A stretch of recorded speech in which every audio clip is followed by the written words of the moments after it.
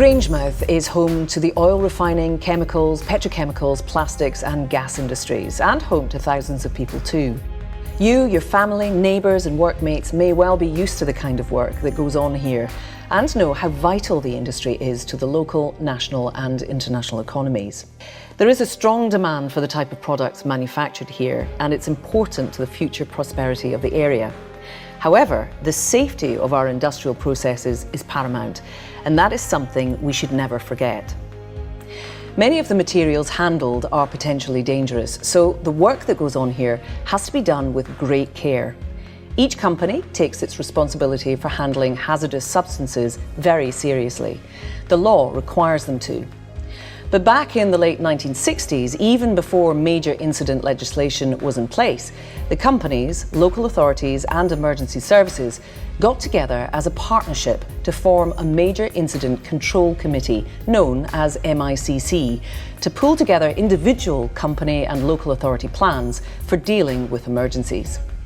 That committee, unique in Scotland, still meets today to discuss improvements in emergency response and carries out exercises regularly. So what are the potential hazards?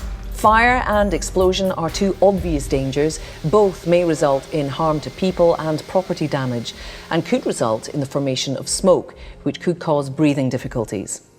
While the release of toxic gases into the air could give rise to short and long-term health problems if the correct course of action is not taken.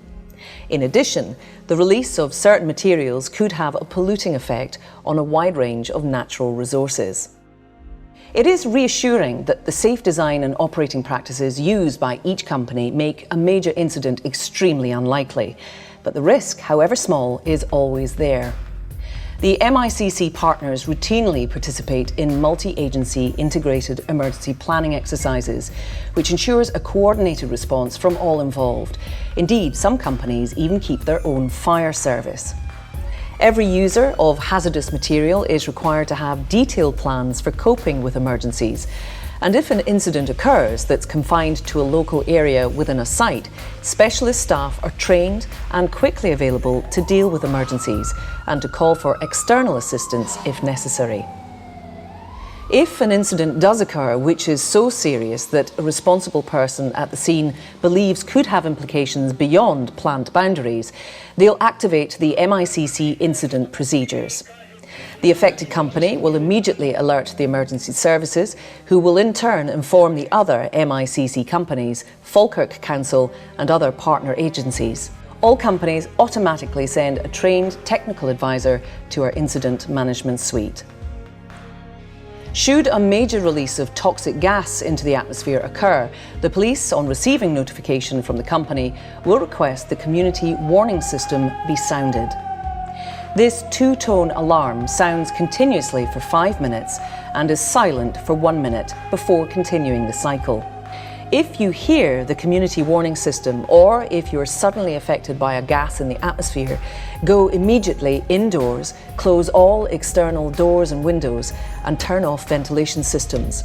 Extinguish all naked flames and, if possible, go to an upper floor and tune to local radio station Central FM, or go to Police Scotland's Facebook or Twitter page for information about the incident. Do not attempt to collect your children from school. You can be assured they will be properly cared for. Information and advice, including details on road traffic control measures, will continue to be broadcast on Central FM 103.1 MHz and via Police Scotland's Facebook and Twitter pages. Please don't use phones unless you have to, as the telephone system will soon become jammed. So remember, go in, stay in and tune in. When the incident is over, the all clear, which is a single tone lasting 5 minutes, will be sounded. You should then open all doors and windows, go outside and allow the house to air.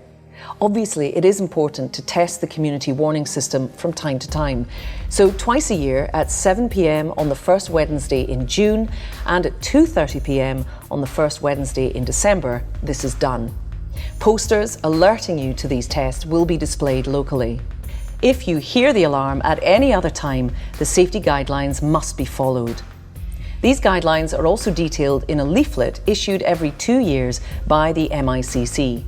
Information can be found on the MICC website, miccgrangemouth.co.uk, or alternatively on Falkirk Council's website, falkirk.gov.uk. Emergencies affecting the public are unlikely, but if one did arise, the emergency services and members of MICC will know exactly how to deal with it to limit damage and any threat to your well-being by implementing their integrated and well-practiced emergency plans. Now you know how you should react, so be reassured, but be aware. Together, as good neighbours, we'll keep Grangemouth and the surrounding area safe places to work and play, and a good place to live.